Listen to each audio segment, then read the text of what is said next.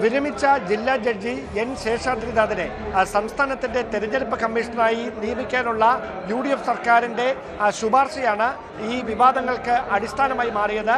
N ശേഷാദ്രിനാഥിന് RSS അനുകൂല സംഘടനകളുമായി വളരെ അടുത്ത ബന്ധമുണ്ട് എന്നും RSSന്റെ അഭിഭാഷക സംഘടനയായ അഭിഭാഷക പരിഷത്തുമായി ഭാരതീയ അഭിഭാഷക പരിഷത്തുമായി വളരെ അടുത്ത ബന്ധം പുലർത്തുന്ന വ്യക്തിയാണ് ശേഷാദ്രിനാഥ് എന്നായിരുന്നു കോൺഗ്രസിന്റെ KPCC ജനറൽ സെക്രട്ടറി കൂടിയായ PM നിയാസിന്റെ പരാതി. ഇത് ചൂണ്ടിക്കാണിച്ചുകൊണ്ട് മുഖ്യമന്ത്രിക്കും ആഭ്യന്തരമന്ത്രിക്കും ഹൈക്കമാൻഡിനും നിയാസ് നേരത്തെ രേഖാമൂലം പരാതി നൽകുന്ന സാഹചര്യമുണ്ടായിരുന്നു.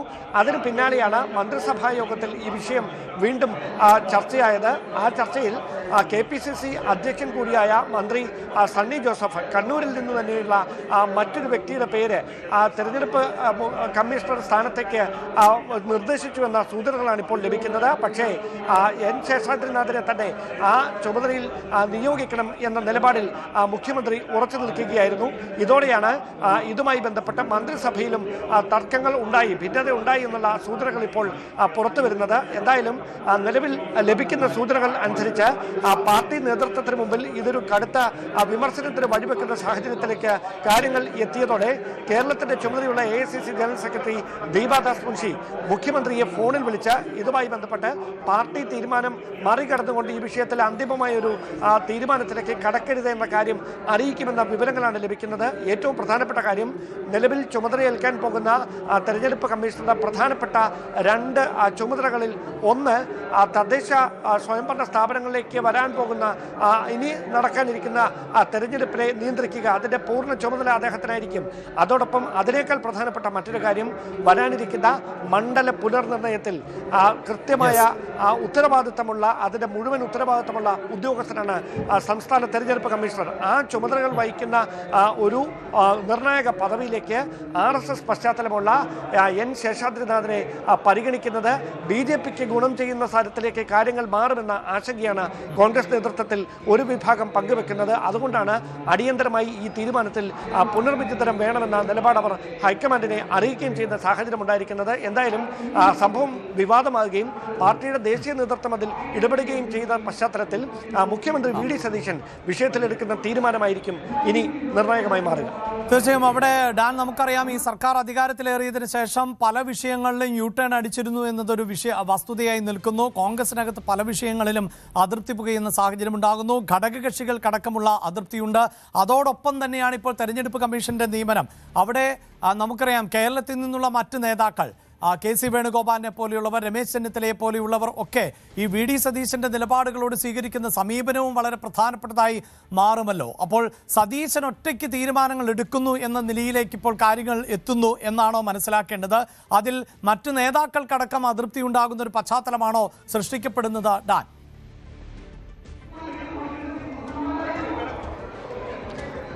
ഈ മന്ത്രിസഭയുടെ രൂപീകരണം മുതലുണ്ടായ തർക്കങ്ങളുടെ തുടർച്ചയാണ് ഇപ്പോൾ കോൺഗ്രസിനുള്ളിൽ നടന്നുകൊണ്ടിരിക്കുന്നത് എന്ന് പറയുന്നതാകും കൂടുതൽ ഉചിതം.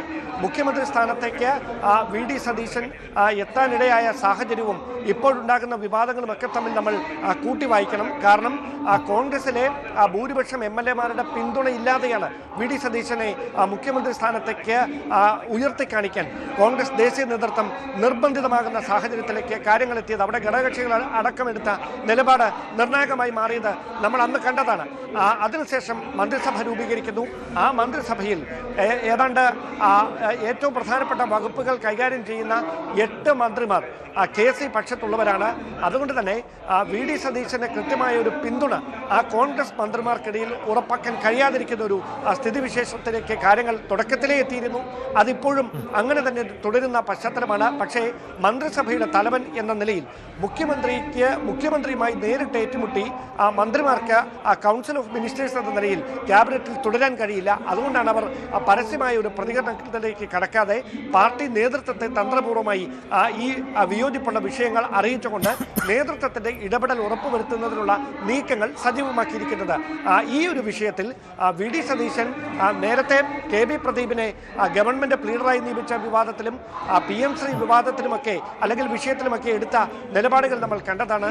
അതിനുശേഷം വീര്യം കുറഞ്ഞ മദ്യത്തിന് ഇളവ് നൽകിക്കൊണ്ട് നികുതി ഇളവ് നൽകാനുള്ള ഏറ്റവും പ്രധാനപ്പെട്ട നികുതി നിർദ്ദേശം ഏത് തരത്തിലുള്ള ചർച്ചകളിലേക്കാണ്, വിവാദങ്ങളിലേക്കാണ് കോൺഗ്രസിനെ എത്തിച്ചതെന്ന് നമ്മൾ കണ്ടതാണ്. തീർച്ചയായും അവിടെയൊക്കെ ഒരു പക്ഷേ വി.ഡി. സതീശൻ ഈ വിഷയങ്ങളിൽ സ്വീകരിച്ചിട്ടുള്ള നിലപാട് അത് ഇപ്പോൾ ഡാൻ സൂചിപ്പിച്ചതുപോലെ വീര്യം കുറഞ്ഞ മദ്യത്തിന്റെ വിഷയത്തിലേക്ക് വന്നാൽ തന്നെ അത് UDFന്റെ പ്രഖ്യാപിത നിലപാടിന് വിരുദ്ധമാണ്. ഘട്ടം ഘട്ടമായുള്ള മദ്യവർജനം എന്നത് തന്നെയാണ് UDFന്റെ നിലപാട്. അവിടെയാണ് ഒരു പക്ഷേ ഈ വീര്യം കുറഞ്ഞ മദ്യത്തിന് കൂടുതൽ പോപ്പുലാരിറ്റി കിട്ടുന്ന തരത്തിലേക്ക് അതിൻ്റെ നികുതി ഘടന മാറ്റുന്നത്. കരിമണൽ ഖനനവുമായി ബന്ധപ്പെട്ട് സ്വകാര്യ പങ്കാളിത്തം ഉണ്ടാകുന്നുവെങ്കിൽ അതിനോടും ചില വിയോജിപ്പുകളുണ്ട്. VM സുധീരനെ പോലെയുള്ളവർ ആ വിയോജിപ്പ് രംഗത്ത് പ്രകടിപ്പിച്ചതുമാണ്. അതോടൊപ്പം തന്നെയാണ് PM ശ്രീ പദ്ധതിയിലും പക്ഷേ N ശംസുദ്ദീന്റെ പ്രതികരണം ഉണ്ടാകുന്നു. അവിടെ കോടിക്കണക്കിന് രൂപ നമ്മൾ വിവരാവകാശ രേഖ പ്രകാരമുള്ള വിവരങ്ങൾ ശേഖരിക്കുമ്പോഴും 1600 കോടി രൂപ ലഭിക്കാനുണ്ട്.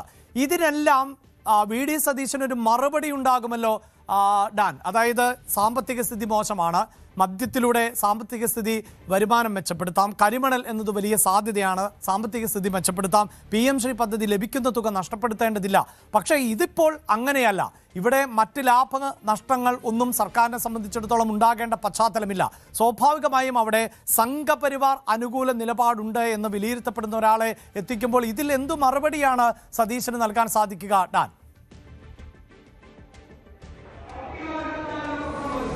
അവിടെയാണ് കഴിഞ്ഞ ദിവസം KM ഷാജി നടത്തിയ ഒരു പ്രതികരണം ശ്രദ്ധേയമായി മാറുന്നത്. ഈ മന്ത്രിസഭയിലെ മുഖ്യമന്ത്രി വി.ഡി. സതീശന്റെ ഏറ്റവും വിശ്വസ്തനായ ഒരു അടുപ്പക്കാരൻ കൂടിയാണ് KM ഷാജി.